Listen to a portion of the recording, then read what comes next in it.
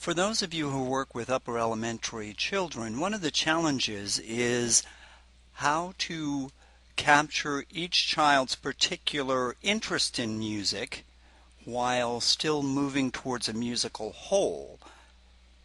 When working with upper elementary children, you soon realize that they are starting to get their own likes and dislikes as far as which aspects of music they want to interact with. Some like to sing, still more like to play instruments, and in 4th and 5th grade, recorder becomes a large part of what we do. One of the challenges that I tried to address this year was how do I let the children who are interested in learning how to master a wind instrument while still allowing others to move or sing or play percussion instruments. For me, the answer was in allowing children to choose the recorder as an option during their small group time. Having a smaller group of children, I was able to more quickly give them the basic skills of how to hold and produce air, blowing air through the instrument without blowing too much air, and giving them some technical skills here and there, while also being able to jump around and help other people with their small group projects. Throughout this experience, I encourage those children learning how to play the recorder to experiment, to challenge themselves to play things differently. One of the first things that someone wanted to play or wound up playing is that quintessential recorder piece, Hot Cross Buns. Here is how they came to play it after several weeks of working on it in various permutations, variations.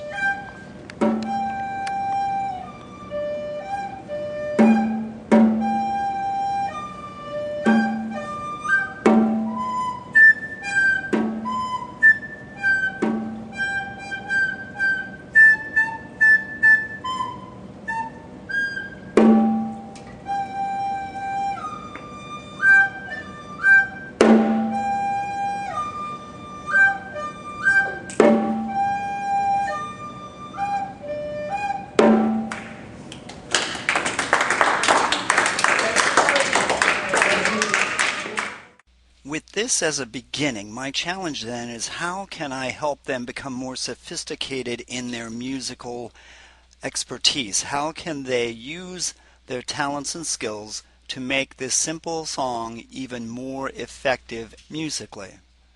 Here is a second group. Notice how they're using more instruments in combination with one another.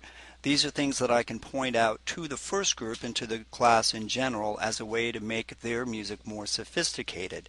By changing timbre, the first group did have the drum that was a little punctuation at the end of every measure, and they could use more instruments than that. My idea, my goal, and as a musician my goal is to make sure that all children are collaborating with one another because they can't do everything themselves. Let's listen to the second group.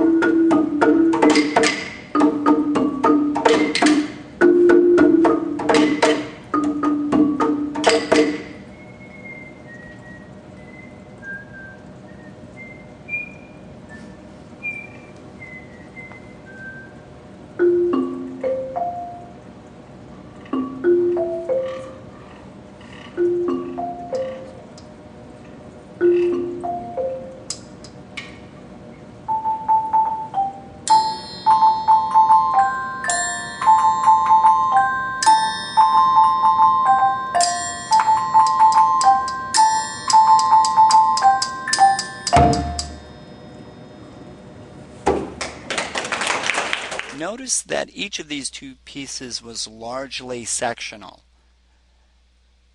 Notice that the second piece was a little more involved with more instruments at play.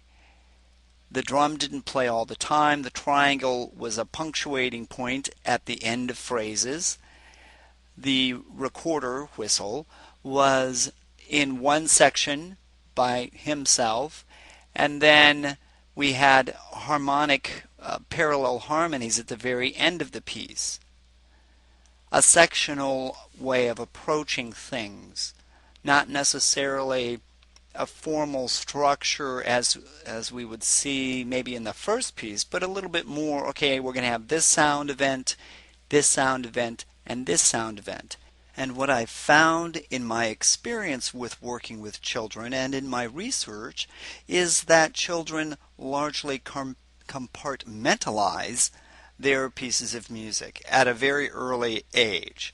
There's this sound, then this sound. I play a sound, you play a sound. I play a sound, you play a sound, but the two sounds don't necessarily happen at the same time. And to a certain extent, we see that in this one.